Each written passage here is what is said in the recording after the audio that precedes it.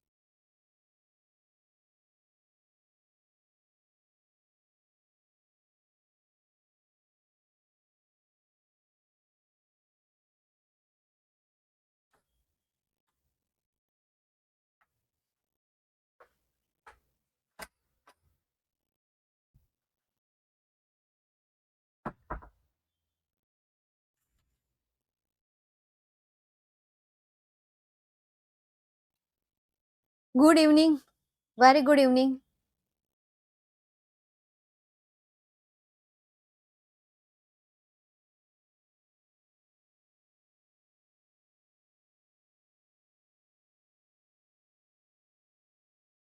કેમ છો?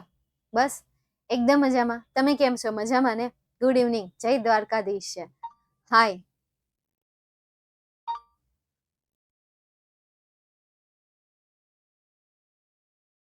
જય શ્રી રામ. ચાલો તો શરૂઆત કરીએ યુનિટ 9 એન્ડ યુનિટ 10, મતલબ કે 10. આજે સૌથી પહેલા 9મું યુનિટ રિવાઇઝ કરી લઈએ. હેડેક. હેડેક એટલે માથાના દુખાવો. અહીંયા લેખકે માથાના દુખાવાને એક રમૂજ બાબત કહી છે અને સાથે સાથે માથાના દુખાવાને કોઈ રોગનું નામ જ નથી આપ્યું કે માથાનો દુખાવો છે પણ છે શું એવું એ કહેવા માંગે છે. મતલબ કે શું કહેવા માંગે છે મને નથી ખબર. આ કંઈક તો કહેવા માંગે છે, આ કંઈક કહેવા માંગે છે.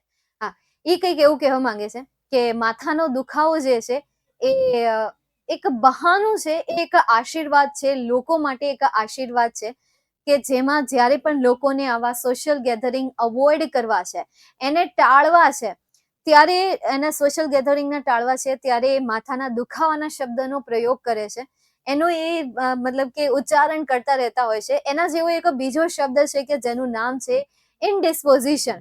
જ્યારે પણ કોઈ પણ વ્યક્તિને એ બાબતને ટાળવી હોય, સોશિયલ ગેધરિંગને ટાળવું હોય અથવા તો પારિવારિક લોકોને ટાળવા હોય, કાર્યને ટાળવું હોય, ત્યારે તે આ શબ્દનો યુઝ કરી શકે છે. સાથે સાથે જણાવે છે કે આ શબ્દો જે છે એ દરેક વ્યક્તિએ ન બોલવા જોઈએ, દરેક વ્યક્તિએ આનો યુઝ ન કરવો જોઈએ. એ જે ખાસ કરીને જેને ડાયરેક્ટલી અફેક્ટેડ થઈ છે, ડાયરેક્ટલી એને માથું દુખે છે અને એ જ જઈને કહે છે અથવા તો ડાયરેક્ટલી એ જ અસ્વસ્થ છે અને એ જ કહી દે છે કે ભાઈ મને મજા નથી, એની જગ્યાએ કોઈ ત્રીજી વ્યક્તિ એમ કહે કે ભાઈ આ સાહેબને, ફલાણા મેમને, ફલાણાને મજા નથી, એટલા માટે આજે ઓફિસે નહીં આવી શકે, એટલા માટે આજે શાળાએ નહીં આવી શકે, એટલા માટે આજે સોશિયલ ગેધરિંગમાં નહીં આવી શકે. બસ એ રીઝનથી મે બી એવું કંઈક થઈ શકે. સમજાય છે?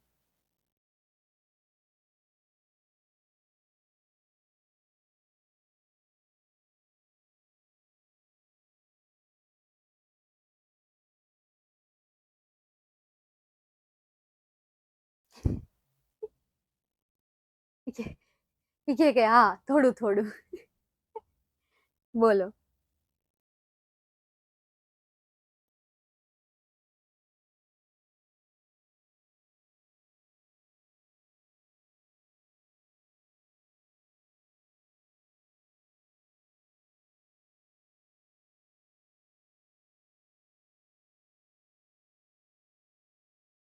હા, હું જાગું જ છું, જોઉં છું એમ. કેટલે સુધી હેલો હેલો હાલે છે. એટલે એક તો 2 મિનિટ લેટ આવો ને એમાં પાસે હેલો કરે. અરે ચેક જોઉં છું એમ ક્યાં સુધી હેલો હેલો આવે છે. મેં ક્યાંનું હેલો હેલો આવે છે એટલે. જય શ્રી રામ.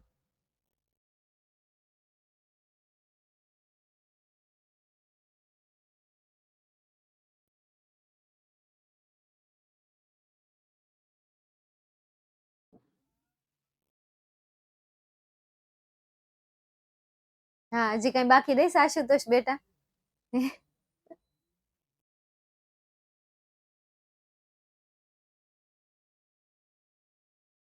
નમૂના. ચાલો જોઈએ.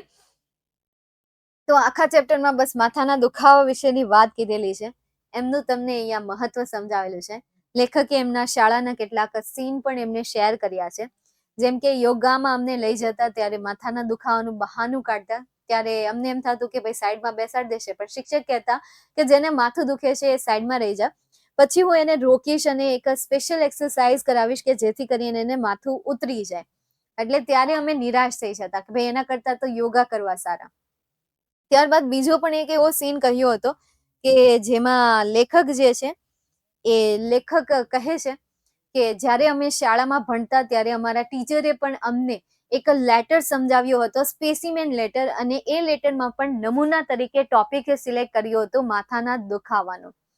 બીજું એ કહે છે કે ઘણા બધી વખત મેં એવું જોયું છે કે જે વ્યક્તિ માથાનો દુખાવો અથવા તો પોતાની મજા સારી નથી એવું કહી દે છે, એમાંના ઘણા બધા વ્યક્તિઓને મેં રખડતા જોયા છે કે જેણે બહાનું કાઢ્યું હોય કે મને મજા નથી, મને માથું દુખે છે, એ વ્યક્તિઓને મેં બહાર આટા મારતા પણ જોયા છે. તેથી જ કોઈ શાળાએ જતું બાળક છે એ એમ કહે કે મને માથું દુખે છે, ત્યારે એના કાન મરોડવા જોઈએ અને એને આ દુસ્સાહસ માટે એને સજા આપવી જોઈએ, એને પનિશમેન્ટ આપવી જોઈએ.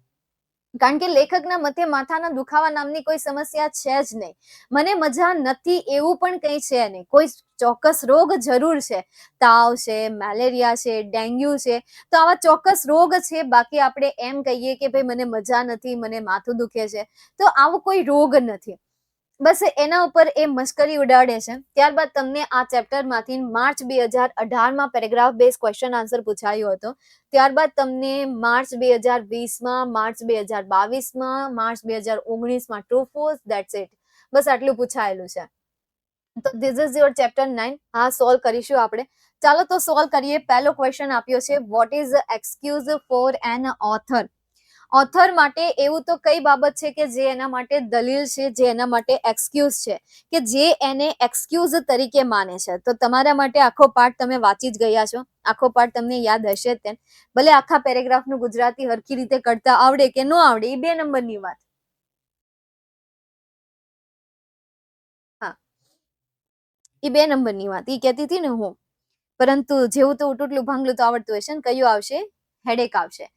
તો અહીંયા વોટની જગ્યાએ શું કરી દેવાનું છે? હેડેક. બરાબર, વોટ શબ્દ કાઢી નાખવાનો છે અને એની જગ્યાએ હેડેક શબ્દ લખી દેવાનો છે. તો વોટ કાઢી નાખો અને એની જગ્યાએ હું હેડેક કરી નાખું છું. તો આખો આન્સર શું બનશે? Headache is excuse for an author. Next એના પછી સેકન્ડ ક્વેશ્ચન છે, what should a clerk clear to his boss?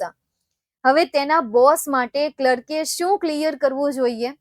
તેના બોસ માટે એક ક્લર્કે શું કરવું જોઈએ? તો અહીંયા છે ને, અહીંયા કીધેલું છે હિઝ માસ્ટર, કે ભાઈ તે તેના માસ્ટરને એવું ન કહી શકે, પરંતુ એને ક્લિયરલી શું કેવું જોઈએ? આવી રીતે ક્લિયરલી કેવું જોઈએ, say to that he is down with headache. બસ આટલું જ કેવું જોઈએ, ક્લિયર. બીજું કાંઈ એને ક્લિયર નથી કહેવાનું. હાવ ક્લિયર કેવા જશે ને તો પછી ઈ હાવ ક્લિયર થઈ જશે. કાં તો નોકરીમાંથી હાથ ધોઈ બેસે, કાં તો પછી ગમે એમાંથી હાથ ધોઈ બેસે.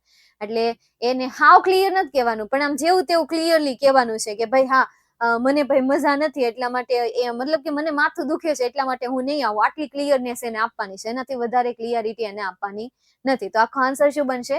કે a clerk should clear to his boss that he is down with headache, કે ભાઈ તને માથું દુખે છે એટલા માટે ભાઈ તે આવશે નહીં. તો આટલી વસ્તુ એને શું કરવી જોઈએ? ક્લિયર કરવી જોઈએ. This was your second question, second question answer. Next એના પછી આગળ જઈએ. માર્ચ 2020માં પૂછાયેલો. એમાં પહેલો ક્વેશ્ચન પૂછ્યો છે, find out the opposite word of curse. તો હવે સૌથી પહેલા તો કર્સ એટલે શું થાય એ આપણને ખબર હોવી જોઈએ. તો કર્સ એટલે શું થશે? શ્રાપ થશે. બરાબર, જેનું હવે નામું નિશાન નથી રહ્યું, રહ્યું છે પણ મનમાં આપણે શ્રાપ દઈ દેતા હોય, હાળ હવાળીનો, આવીનો, તેવીનો, ફલાણું પૂછડું ઠીકણું. જો કે તમારે તેવું આવતું ન હોય, હજી 12માં ભણ અને આવતું હોય તોય તેનું વળી. હા, તો એ ઇનડાયરેક્ટલી એ શું થયું? શ્રાપ જ થયો. પણ સારું છે એ કામ નથી આવતા, નહીં તો આપણે વાતે વાતે શ્રાપ દઈ દઈએ છે. એટલે સારું છે એ શ્રાપ નામનો શબ્દ નથી આવતો. તો અહીંયા ઓપોઝિટ વર્ડ કયો આવશે? બોન વર્ડ આવશે. તો કર્સ તમારે આન્સર કઈ રીતે લખવાનું? આવી રીતે કર્સ લખવાનું, ચોકડીની નિશાની કરવાની અને એની સામે લખી દેવાનું બૂન. બરાબર, બૂન લખી દેવાનું. અહીંયા કેપિટલ કર્યું હોય તો અહીંયા કેપિટલ રાખવાનું, એની સામેનું કેવું રાખવાનું? કેપિટલ જ રાખવાનું. આટલું ધ્યાન રાખવાનું. આટલી ક્લિયરિટી રાખવાનું, આટલું પરફેક્શન રાખવાનું. અહીંયા તમને કેપિટલનો શબ્દ આપ્યો હોય તો અહીંયા પણ તમારે કયો શબ્દ મૂકવાનો, કેપિટલનો શબ્દ જ મૂકવાનો. બરાબર. અહીંયા કર્સ છે તો સામે પણ શું આવશે, બૂન આવશે, પણ એ કેમાં આવશે, કેપિટલમાં આવશે. નેક્સ્ટ એના પછી second, vote was the most common excuse on the drill ground. Drill ગ્રાઉન્ડમાં કોમન એક્સક્યુઝ શું હોય છે, સ્પ્લિટિંગ હેડેક. કયું, સ્પ્લિટિંગ હેડેક. તો અહીંયા વોટ કાઢીને એની જગ્યાએ તમારે શું લખી દેવાનું છે, સ્પ્લિટિંગ હેડેક. તો આખો આન્સર શું બને, splitting headache was the most common excuse on the drill ground. હવે વિદ્યાર્થી મને પૂછે કે મેમ ખાલી હેડેક લખ્યું હોય તો હાલે એલા ભાઈ, સ્પ્લિટિંગ હેડેક લખો કે હેડેક લખો, એ ભાઈ ટીચરને સમજવાનું છે ને, સમજી જ જાય, એને ખબર પડી જવાની છે ભાઈ આ શોર્ટકટનો જમાનો છે ને શોર્ટમાં લખવા વાળો જમાનો છે, એટલે આપણે એ હેડેક લખશે તોય માર્ક્સ આપવો પડશે, સ્પ્લિટિંગ હેડેક લખશે ને તોય તમને માર્ક્સ આપી દેશે, એટલે એની ટેન્શન નહીં લો. તમને એમ થતું એક ભાઈ મારે સ્પ્લિટિંગ હેડેક લખું છું વળી આપતા નથી ને આમ તેમ ફલાણ પૂછું ઠીક, તો એનું અહીંયા આન્સર આવશે. બરાબર. તો ડન થઈ ગયું. આ તમારો માર્ચ 2020 નો પેરેગ્રાફ બેઝ ક્વેશ્ચન આન્સર હતો. નેક્સ્ટ એના પછી આગળ જઈએ માર્ચ 2022. પહેલો question, which blessing is the most useful according to the author. 3 વર્ષના પેરેગ્રાફ આપણે સોલ્વ કર્યા. 3 વર્ષના પેરેગ્રાફમાં એક ક્વેશ્ચન એવો હતો કે જેમાં ખાલી હેડેક આન્સર આવતો હોય. તો અહીંયા તમને પૂછ્યું છે વિચ બ્લેસિંગ, તો headache.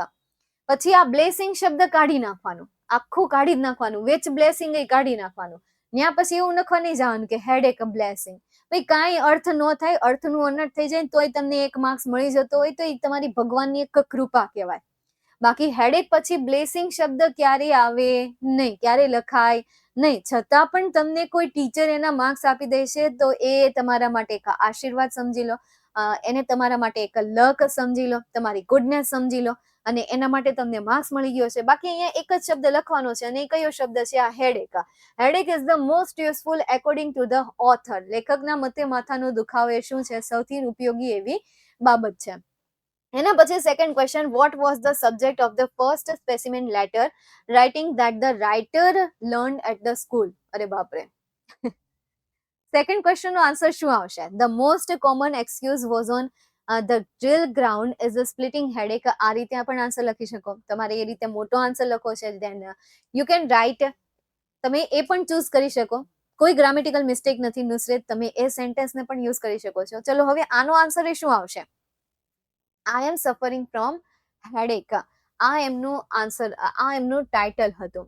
Vote was the subject, subject આપણને કીધું આઈ વોઝ ટોટ, તો સબ્જેક્ટ તરીકે આપણે શું લઈએ, અહીંયા હેડેક લઈએ, specimen letter, as a specimen letter તરીકે એને હેડેકનો જે હતો એ સબ્જેક્ટ એને સિલેક્ટ કર્યો હતો. તો આપણે વોટ વોઝ ની જગ્યાએ આ પણ લખી શકાય, સફરિંગ ફ્રોમ હેડેક. બરાબર. Suffering from headache was the subject of the first specimen letter writing that the writer learned at the school. હવે તમે આમાં તમારી રીતે આન્સર બનાવીને લખો છો, જેવી રીતે હમણાં નુસરતે બનાવીને લખ્યો તો તમે લખી શકો. બસ કાળનું ધ્યાન રાખવાનું, એમની ઘણી બધી મેથડ હોય, એક ક્વેશ્ચનના એક આન્સર ના આવી શકે, ઘણા બધા આન્સર આવી શકે. ઓકે, તો you can use, if you want to write only headache word you can also write. તમે ત્યાં ઓલ્સો ખાલી હેડેક શબ્દ પણ લખી શકો છો, કારણ કે એને ખાલી સબ્જેક્ટ પૂછેલો છે અને સબ્જેક્ટ જે છે એ સબ્જેક્ટ શોર્ટ વર્ડમાં જ હોય, એ કોઈ લોંગ સેન્ટેન્સમાં ન હોય. છતાં પણ તમે અહીંયા આપેલું આખું સેન્ટેન્સ લખો છો કે ભાઈ I am suffering from headache, this was the subject of first specimen letter, then you can write. But this is not perfect answer, કારણ કે આઈ એમ વાળો કોઈ દિવસ સબ્જેક્ટ હોય નહીં, આઈ એમ વાળો ક્યારેય પણ ન હોય, છતાં પણ લખો છો તો અહીંયા પણ this is your luck, this is your goodness. તો આ થઈ ગયું તમારો ક્વેશ્ચન, અને ખરેખર એક રમૂજ ક્વેશ્ચન તમને અહીંયા પૂછ્યો હતો. બંનેના આન્સર હેડેકમાં જ આવે છે, બંનેના આન્સર તમારે એઝ અ હેડેક તરીકે જ આપવાના છે. તો તમને મે બી આ ચેપ્ટરમાંથી કોઈ પેરેગ્રાફ બેઝ ક્વેશ્ચન આન્સર પૂછાય તો લખી લો, જે 2 સવાલ આપેલા હશે, 2 સવાલમાંથી એક સવાલમાં કાં તો ઇનડિસ્પોઝિશન આન્સર આવતો હશે કાં તો હેડેક આન્સર આવતો હશે, કે આખા પેરેગ્રાફમાં કયો એવો શબ્દ છે કે જે શબ્દ અહીંયા ગુડનેસ અથવા અહીંયા વેલ નથી એવું બતાવે છે, તો ઇનડિસ્પોઝિશન પણ આવી શકે. તો આ 2 શબ્દ છે કે જે 2 શબ્દ રિલેટેડ તમને એક્ઝામમાં ક્વેશ્ચન્સ આવશે અથવા પૂછાશે તો આવશે, એમ મતલબ કે જો આ ચેપ્ટરમાંથી પૂછાય તો આ 2 શબ્દ રિલેટેડ એકાદો ક્વેશ્ચન આવવાનો. ઓકે, નેક્સ્ટ એના પછી આગળ જઈએ એક ટ્રુ ફોર્સ પૂછાયું હતું. Factual explanations are not always either palatable and feasible. દર વખતે આવા જે ભાઈ મોઢે કહી શકાય એવા જે છે એ ગળે ઉતરે એવા અથવા તો વાસ્તવિક નથી હોતા, જે આપણે સીધે સીધું કહી દઈએ છીએ. વાસ્તવિક આપણે જે રજૂઆત કહી દઈએ છીએ કે ભાઈ મારો આજે મૂડ નથી, મને આજે ભાઈ બહુ મતલબ કે મન નથી યાર આજે કોઈ પણ પ્રકારના પેપર્સ જોવાની, આતે તે ફલાણું પૂછવાનું ઠીકનું, તો મે બી મતલબ કે તો આમાં શું આન્સર આવશે? True answer. તો આપણે અહીંયા શું લખી નાખીએ? ટ્રુ લખી દઈએ. ઠીક છે, ચાલો નેક્સ્ટ એના પછી તમારું નેક્સ્ટ ચેપ્ટર છે અને એ ચેપ્ટરનું નામ છે ગ્રીન ચાર્ટર. કે ગ્રીન ચાર્ટરમાં તમને 19 સ્ટેપ આપેલા છે અને એ સ્ટેપ દ્વારા તમે એન્વાયરમેન્ટમાં આપણે CO2 ને ઘટાડી શકીએ છીએ અને એન્વાયરમેન્ટને પોલ્યુશન મુક્ત રાખી શકીએ છીએ, ઇમિશન આપણે ઘટાડી શકીએ છીએ, ગ્રીન હાઉસ ગેસીસની અસર આપણે ઘટાડી શકીએ છીએ. એવા આપણને 19 સ્ટેપ આપેલા છે. 19 સ્ટેપમાંથી જે આઈએમપી સ્ટેપ હોય એ સ્ટેપ યાદ રાખી લેવાના હોય, બાકી ન હોય. જેમ કે એક તો સોલાર વાળું છે એ મે બી હોઈ શકે. દેન આગળના કેટલાક પેરેગ્રાફ છે કે જેમાં કોઈ પોઈન્ટ તો નથી આપેલા પરંતુ ઇમ્પોર્ટન્સ આપેલું છે. ધેન 6R વાળું, ઓલા 3 RS નથી આપતા, રીડ્યુસ, રિસાયકલ, રીયુઝ, રીયુટિલાઇઝ, આ 3 RS નો મે બી તમને પેરેગ્રાફ આપી શકે. અમુક જે ચેપ્ટર હોય ને એ ચેપ્ટરમાં આઈએમપી પેરેગ્રાફ હોય. તો મેં જે તમને ચેપ્ટર વાઇઝ 5 પેરેગ્રાફ પ્રિપેર કરવાના કીધા છે ને, તો એ 5 પેરેગ્રાફ આખા ચેપ્ટરના એવા પેરેગ્રાફ સિલેક્ટ કરો કે જે મોસ્ટ આઈએમપી અને બહુ ઇમ્પોર્ટન્ટ છે. તો તૈયારી જે છે એ સ્માર્ટ અને હાર્ડવર્ક જો તમારે કરવું હોય તો આને સ્માર્ટ અને હાર્ડવર્ક કહેવાય. કે સૌથી પહેલા આખા ચેપ્ટરનું એનાલિસિસ કરો. એનાલિસિસ કર્યા પછી કયો પેરેગ્રાફ સૌથી વધારે ઇમ્પોર્ટન્ટ છે એને સિલેક્ટ કરો. ત્યારબાદ એના ઉપર પ્રેક્ટિસ કરો, મેક્સિમમ પ્રેક્ટિસ કરો, મેક્સિમમ પ્રેક્ટિસ કરો, મોર એન્ડ મોર પ્રેક્ટિસ કરો. એટલા માટે હું ચેપ્ટરના 5 પેરેગ્રાફ કહેતી હોય, પણ એ 5 પેરેગ્રાફ મતલબ કે એક એવા પેરેગ્રાફ સિલેક્ટ કરો કે જે બહુ જ મહત્વના છે, કે આંખોની નજર સામે આવી જતા હોય. જેમ કે અમુક મૂવી હોય, સાઉથના મૂવી છે, સાલાર મૂવી હમણાં રિલીઝ થયું, તો એમના અમુક ડાયલોગ હોય જે ફેમસ થઈ ગયા હોય. પહેલાના ઘણા બધા એવા મૂવી હોય કે જેમના ડાયલોગ ફેમસ થઈ ગયા હોય. પછી એક મૂવી છે એનો એક મતલબ કે કોઈ મૂવી હોય તો એ મૂવીના અમુક સીન ફેમસ થઈ ગયા હોય. જેઠાલાલની આખી સિરિયલ છે તો એ જેઠાલાલની આખી સિરિયલ ફેમસ ન થાય, એની અંદરના જે સીન હોય એ સીન ફેમસ થઈ જાય. એની અંદરની જે નાના નાના સીન હોય એ સીનને લીધે આપણે એ સિરિયલને જોતા હોય. અમુક વસ્તુ આપણને આખી સિરિયલ આપણને ન ગમતી હોય, કોઈને આખું મૂવી ન ગમતું હોય, કે આખા મૂવીની બધી વસ્તુ એને ન ગમતી હોય. એમાંના અમુક પોઈન્ટ હોય એ પોઈન્ટ એમને ગમતા હોય. જેમ કે જય હો મૂવી છે, તો જય હો મૂવીનો કયો સીન એવો છે કે જે આપણને ગમતો હોય?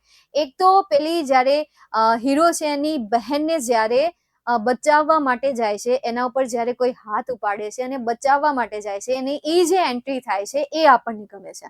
નંબર 2, જ્યારે હીરો કોઈની મદદ કરે છે અને એ વ્યક્તિને કહે છે કે એ બીજા કોઈ 3 વ્યક્તિની મદદ કરે, અને એ વ્યક્તિને એમ કહે કે એમને કહેજો કે એ બીજા કોઈ 3 ને મદદ કરે. આવી રીતે આપણે કરતા જઈશું ને તો દેશમાં જે ઇમોશન્સ છે, દેશમાં જે એકતા છે એ એકતા વધતી જશે અને ક્યારેય કોઈ પણ વ્યક્તિ એકલી નહીં રહે. દરેક વ્યક્તિ એકબીજા સાથે જોડાયેલા હશે. તો જય હો મૂવી આના લીધે ફેમસ થયું છે. તો દરેકની વસ્તુમાં, દરેક ચેપ્ટરમાં, દરેક ટોપિકમાં કોઈ તો એવી વસ્તુ હોય છે કે જે વસ્તુ તમારું કરિયર બનાવી શકે, જે વસ્તુ તમારું રિઝલ્ટ સુધારી શકે, કે જે વસ્તુ તમને ઇન શોર્ટ કે એવું સમજાય છે. ચાલો નેક્સ્ટ આગળ જઈએ. હવે એના પછી વાત કરીએ આપણે. એના પછીનું જે ચેપ્ટર હતું એ શેના ઉપર હતું? ગ્રીન ચાર્ટર ઉપર હતું. તો ગ્રીન ચાર્ટરમાં આટલા કેટલાક પોઈન્ટ, 19 પોઈન્ટ આપેલા છે. સ્ટાર્ટિંગમાં કેટલાક પેરેગ્રાફ આપેલા છે કે આપણે ગવર્મેન્ટની રાહ ન જોવી જોઈએ, આપણે પણ એમની શરૂઆત કરી દેવી જોઈએ, આપણે આપણા પર્યાવરણને બચાવવું જોઈએ, આપણે એન્વાયરમેન્ટની રક્ષા કરવી જોઈએ, પાણીનો સંગ્રહ કરવો જોઈએ, પાણીનું હાર્વેસ્ટિંગ કરવું જોઈએ, પાણી જે વહીને ચાલ્યું જાય છે એનો આપણે પ્રોપર યુઝ કરવો જોઈએ. જ્યાં સુધી આપણે પાણીને બચાવી શકીએ ત્યાં સુધી પાણીને બચાવી રાખવું જોઈએ. જે વસ્તુને આપણે મોબાઈલ સ્ક્રીનમાં રીડ કરી શકીએ છીએ એ વસ્તુને આપણે મોબાઈલ સ્ક્રીનમાં જ રીડ કરવી જોઈએ. આ જે યુનિટ છે તમને શું લાગે કોઈ ઇન્ડિયન ઓથરે લખેલું હશે? વિચાર કરો, આ જે યુનિટ છે એ યુનિટ કોઈ ઇન્ડિયન ઓથરે લખેલું હશે? છેલ્લા 5 વર્ષથી તમારી આની આ ટેક્સ્ટ બુક છે. તો મતલબ કે આ જે સ્ટોરી છે અથવા તો આ જે યુનિટ છે એ કાં તો 5 વર્ષ પહેલા લખાયેલું હોવું જોઈએ, કાં તો 10 વર્ષ પહેલા લખાયેલું હોવું જોઈએ. અને જો 10 વર્ષ પહેલા લખાયેલું હોય તો મોબાઈલ સ્ક્રીનનો એટલો બધો યુઝ નહોતો. આ છેલ્લા 2-3 વર્ષથી મોબાઈલ સ્ક્રીનનો યુઝ વધી ગયો છે. એ પણ ગુજરાતી મીડિયમના સ્ટુડન્ટ માટે તો છેલ્લા 2-3 વર્ષથી જ તે. તો પણ એને જો એક પોઈન્ટ એમાં એક એવો લખેલો છે કે જે પોઈન્ટ કહે છે કે વિદ્યાર્થીઓએ અથવા તો આપણે જે રીડિંગ કરીએ છીએ એ રીડિંગ મોબાઈલ સ્ક્રીનમાં થતું હોય તો એમાં જ કરવું જોઈએ, લેપટોપ સ્ક્રીનમાં થતું હોય તો એમાં જ કરવું જોઈએ. એના માટે પ્રિન્ટ કરાવવી જોઈએ નહીં. તો આ સિસ્ટમ આપણા દેશમાં હતી જ નહીં.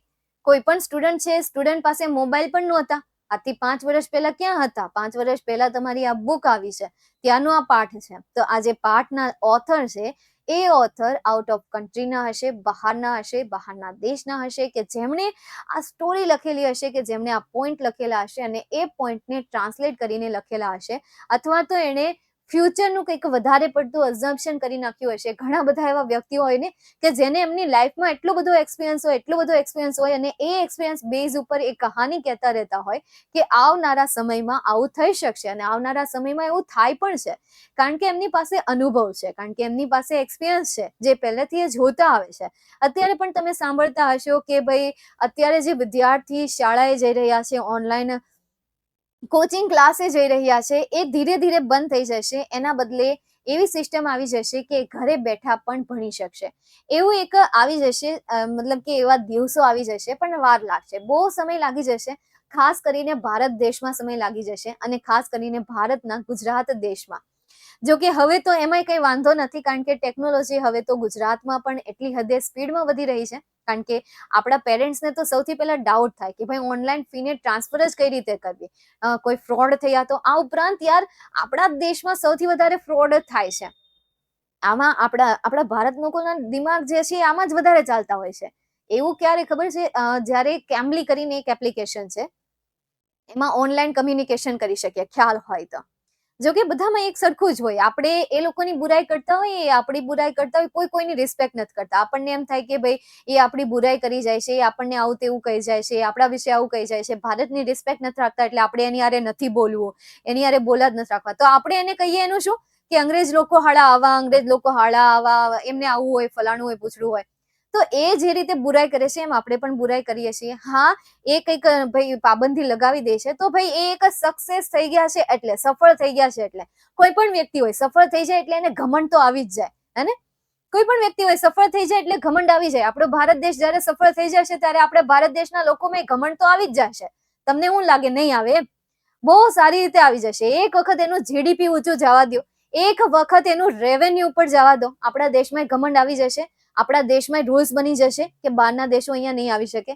એક વખત એવી સિસ્ટમ આપણા દેશમાં આવવા દો કે જે સિસ્ટમ એમની પાસે નથી. એકવાર આપણી પાસે આવી જાય એટલે એનો ઘમંડ આપણામાં સમાવવાનો નથી. ચલો છોડો. જ્યારે એમની સાથે વાત કરી ત્યારે એમણે એમ જ કહ્યું કે અહીંયા પણ ફ્રોડ થાય છે, કે ભાઈ આવી રીતે પડાવી લે પૈસા, કે ભાઈ આમ આવશો પોલિસી આવી રીતે આપીને અમારી પાસેથી નહીં લઈ લે છે. અને એ પાછા ઇન્ડિયાના જ હોય છે.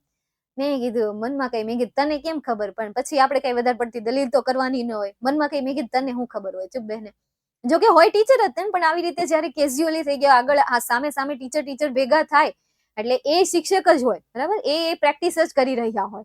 એને કઈ ઇંગ્લિશ એટલું બધું ફાવતું ન હોય, એ પ્રેક્ટિસ કરી રહ્યા હોય ને અહીંયા પ્રેક્ટિસ કરી રહ્યા હોય. એટલે હું એક મેચ્યોરિટીનું લેવલ આવી જાય એટલે શેરિંગ ને બધું હોય એ થોડુંક ડીપમાં જતું રહે. આ સવાલો જે હોય સવાલ ડીપમાં જતા રહે. સમજાય છે?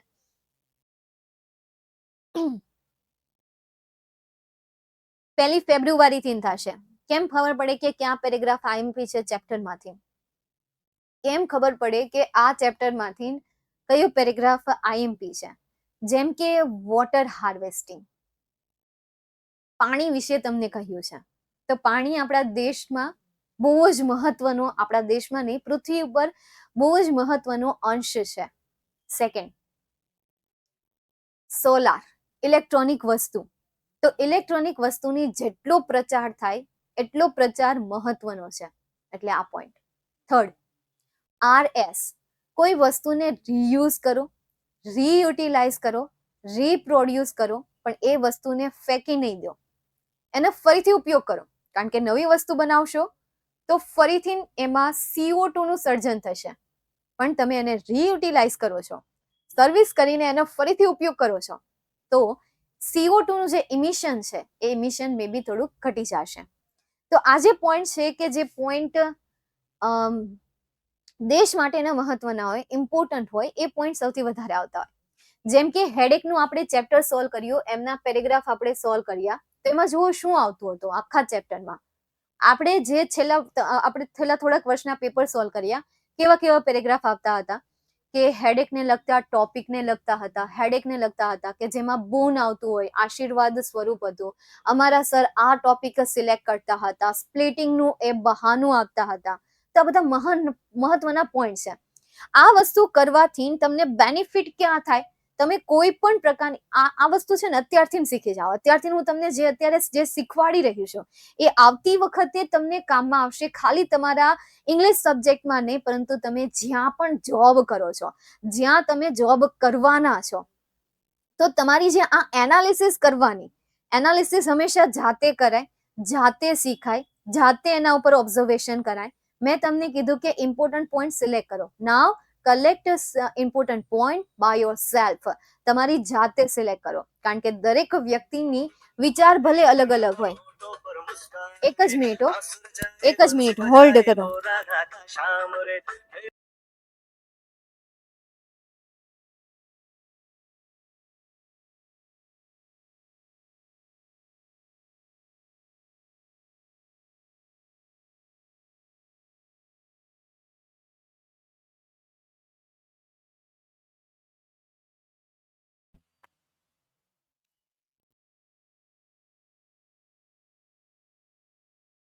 એક મિનિટ.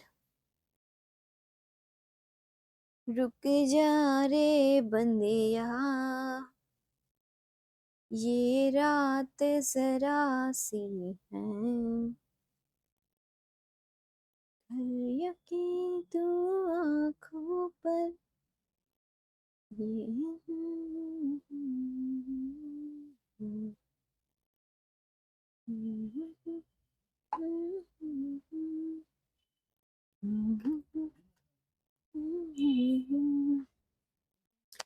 આના માટે પેપર સોલ્યુશન બેચમાં એડમિશન લેવું. મેમ કોમેન્ટ્સના કરંટ સ્કોરમાં કેમ 0 બતાવે છે? એટલે કોમેન્ટ્સનો કરેક્ટ સ્કોર એટલે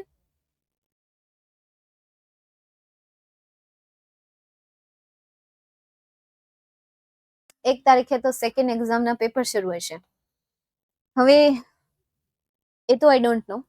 આઈ નો કે તમારા પેપર ચાલતા હશે, તો રેકોર્ડેડ જોવાના રહેશે. બીકોઝ સિસ્ટમ એકવાર ઘડાઈ જાય તો આઈ થિંક મને નથી લાગતું કે એમાં ચેન્જીસ થાય, અને થશે તો બહુમતીએ થશે, અને ક્યારેક ક્યારેક તો બહુમતીએ પણ ચેન્જીસ ન થાય. એટલે પછી સિસ્ટમના કાં તો એડજસ્ટ કરવું પડે, બરાબર? એટલે એડજસ્ટિંગનું તમે અત્યારથી જ શીખી જાઓ. કોમેન્ટમાં રિયસ કહીએ પછી. અચ્છા, કઈ કોમેન્ટ? ઓલી વચ્ચે વચ્ચે આવે છે ઈ? અરે રે, ઈ જવા દો. ચાલો અહીંયા જુઓ ધ્યાનથી. નેક્સ્ટ હવે આપણે એના પછી સોલ્યુશન કરીએ 10માનું. કેટલું પૂછાયેલું છે આમાંથી? 1 માર્ચ 2019માં હતો, 20માં હતું, 22માં હતું, માર્ચ 22માં હતું, પછી 23માં નથી આવ્યું એમ ને, પછી એક 19માં એનો ટ્રુ ફોલ્સ હતો. બસ એટલું જ છે એમ ને. ચાલો, તો આ ચેપ્ટરમાંથી બહુ ઓછું પૂછાય છે, પણ હવે પેરેગ્રાફ બેઝ ક્વેશ્ચન આન્સર છે. હવે તમને 23માં નથી પૂછ્યું, 24માં વળી આવી જાય તો ચાલ જોઈએ. પહેલો ક્વેશ્ચન તો જો સાયકલ ડે ઉપર તમને અહીંયા આપેલું છે કે ભાઈ આપણે સાયકલ ડે ને ઓબ્ઝર્વ કરવો જોઈએ. First question, how should use of bicycle be made popular? હવે મેં તમને કહ્યું કે ભાઈ એક પેરેગ્રાફ, 5 પેરેગ્રાફ એવા સિલેક્ટ કરવાના કે જે મહત્વના હોય. એ મેં તમને એટલે કીધા હોય કે બેઠા ન આવે. એના જે સવાલ હોય એ સવાલ ક્યારે બેઠા ન આવે, તો તમારે એ જ સ્કિલને ડેવલપ કરવી પડે કે એના આન્સર કઈ રીતે આપવા. જેના માટે આને તમારે ઝહેન બનાવવું પડે. ઝહન બને હા તેરી, પી જાવા મેં પૂરીનું, આખું પૂરીનું પી જ જવાનું, ગળી જવાનું, જે કરવું એ ગળી જવાનું.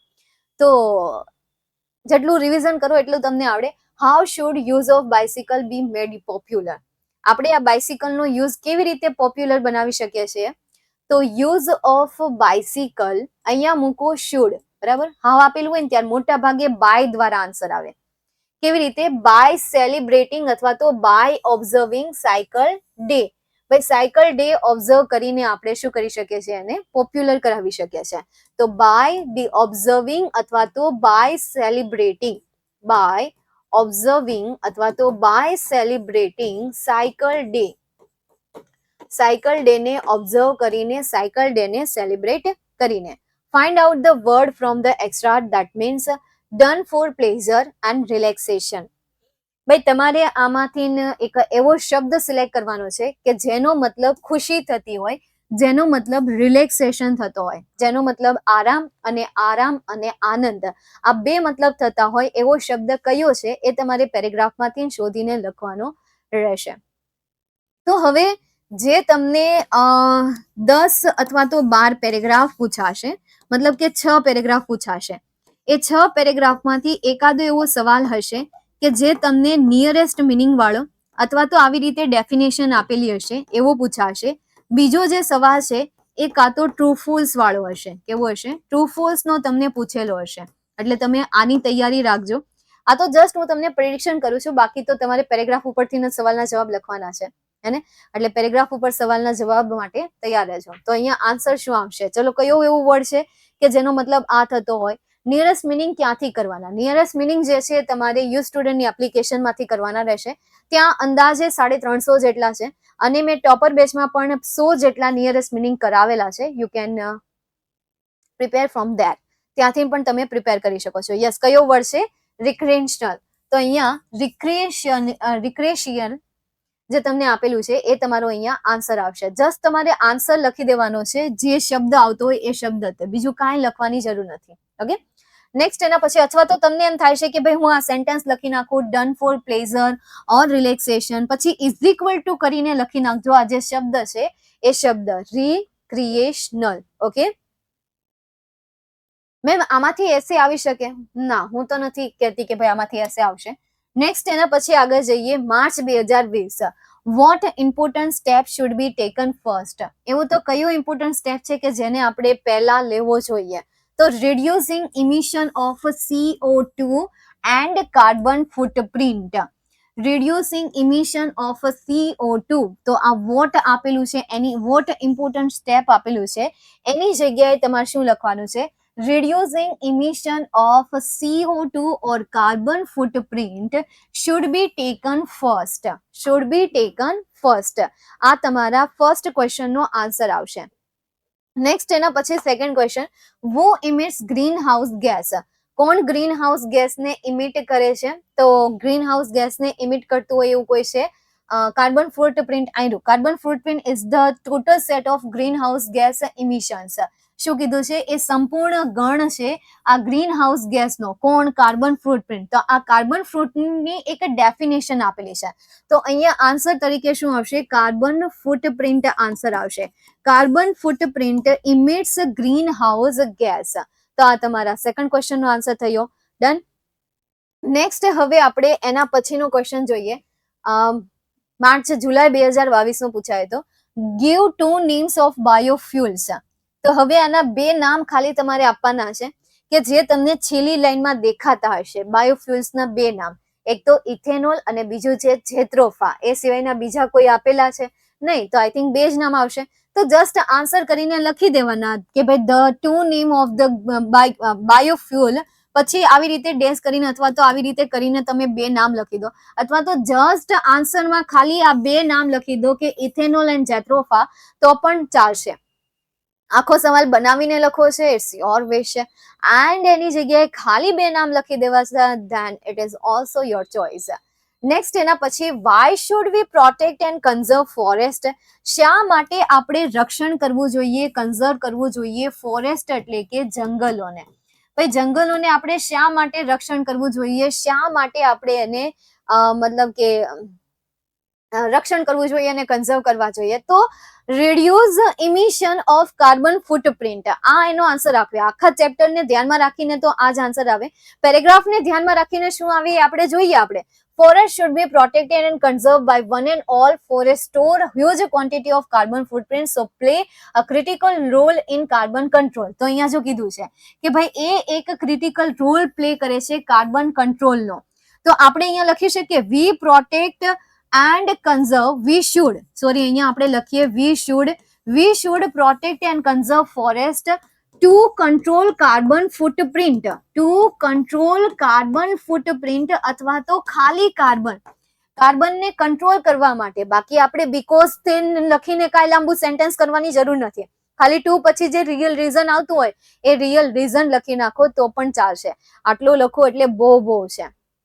સમજાય છે?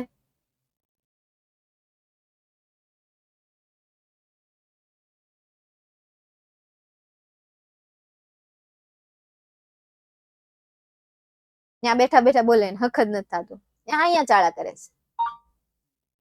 શું કરવું મારે હવે?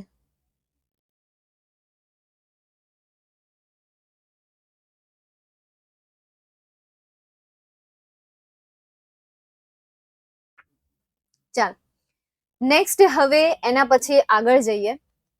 માર્ચ 2022 પૂછાયેલો પેરેગ્રાફ પહેલો, which two problem are discuss here. કઈ એવી બે પ્રોબ્લેમ છે? મોટા ભાગે તમને સવાલ જે પૂછ્યા છે એ ઓલા શરૂઆતના જે પેરેગ્રાફ હતા ને એમાંથી જ સવાલ આવ્યા છે.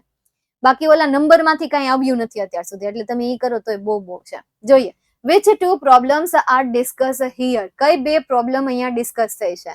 Number 1, climate change and global warming are discuss here. બાકી આવડું આખું લખી નાખો છો અર્જન્ટ એન્ડ સિરિયસ પ્રોબ્લેમ, એવું નથી લખવાનું. એલા તમારે આ સવાલનો વ્યવસ્થિત આન્સર આપવાનો છે. વિચ ટુ પ્રોબ્લેમ કાઢી નાખો, એની જગ્યાએ લખો climate change and global warming are discuss here. બસ આટલું જ લખવાનું છે, આખો નથી લખવાનો. તમને એમ થાય કે અમારે મેં તો લખ્યો તોય માર્ક્સ આપ્યા, તો ભાઈ મારો વાક નહીં.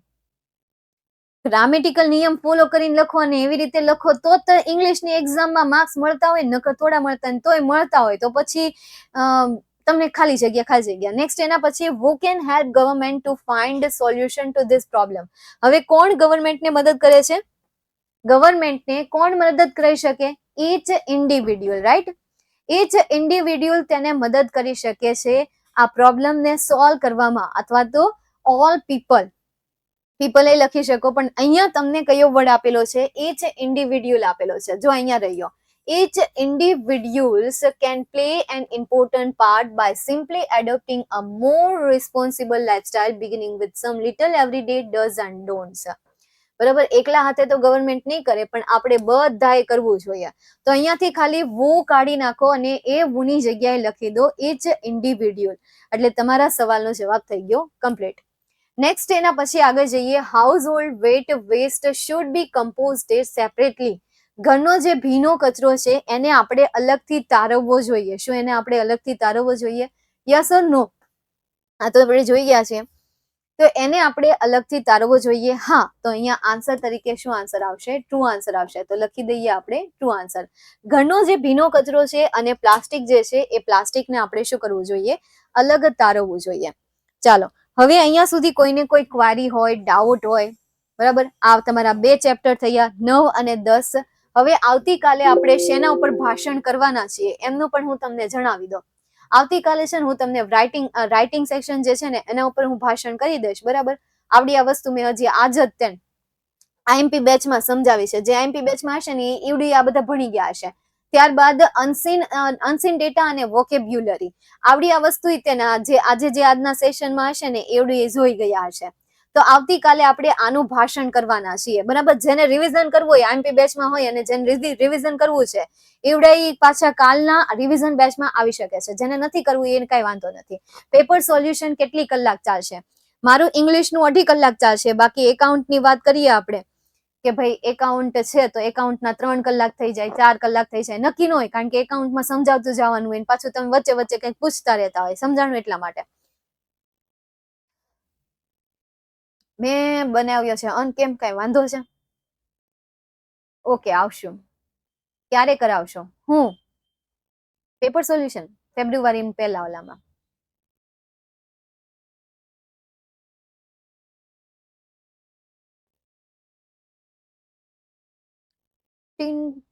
મેમ તમે પેપર બેચમાં જે કરાવો તે જ કરવું, મારે તે જ કરવું છે. હા, વાંધો નહીં.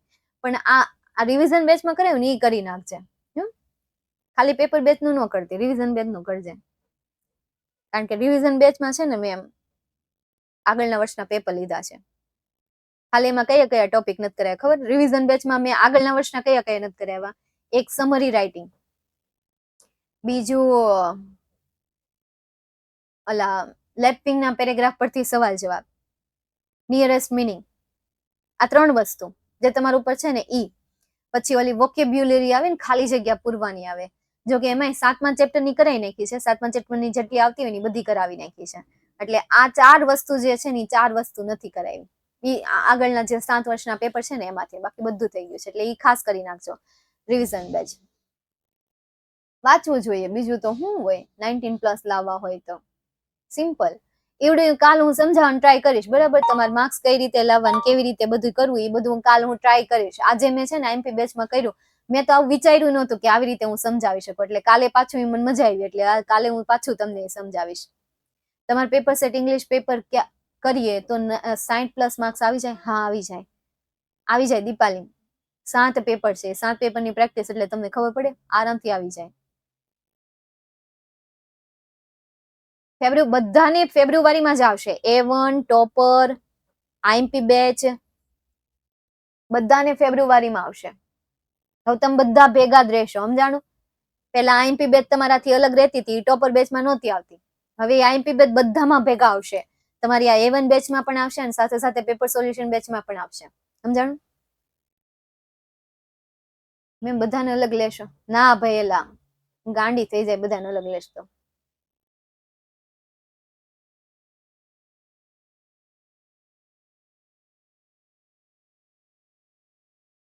હે? LKG માં? KG માં છે, બોલો.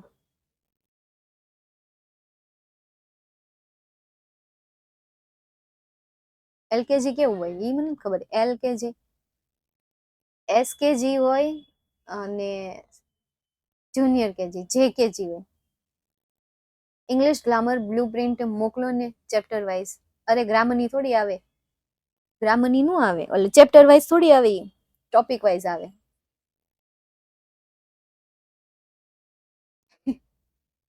કેવો છે તાર? કવિને રેકોર્ડેડ જોઈ લેજે, 4 વખત વાળી થામાં. એને રેકોર્ડેડ ન જોવાય? આ રેકોર્ડેડ તમને પ્રોવાઈડ એટલે જ કરાવે છે આશુતોષ, એટલે જ એનું તમને રેકોર્ડેડ આપે છે. એ તો રેકોર્ડ જોઈ શકે વિડીયો, 4 વખત રિવિઝન વાળી.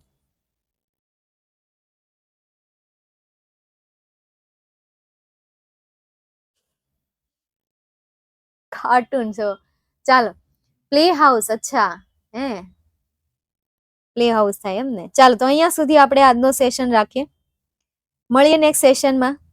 ચાલો, તો હવે તમે તમારી દ્વિતીય પરીક્ષાની તૈયારી કરો, જોરો શોરોથી તૈયારી કરો, કે જેથી કરીને તમારા પેપર સારા જાય.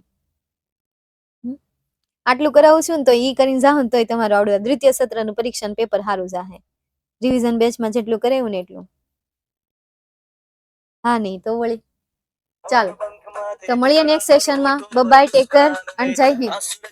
बंसी बजाए तो राधा का श्याम रे, खेल खेल में जीतेगा वो पाप का संग्राम।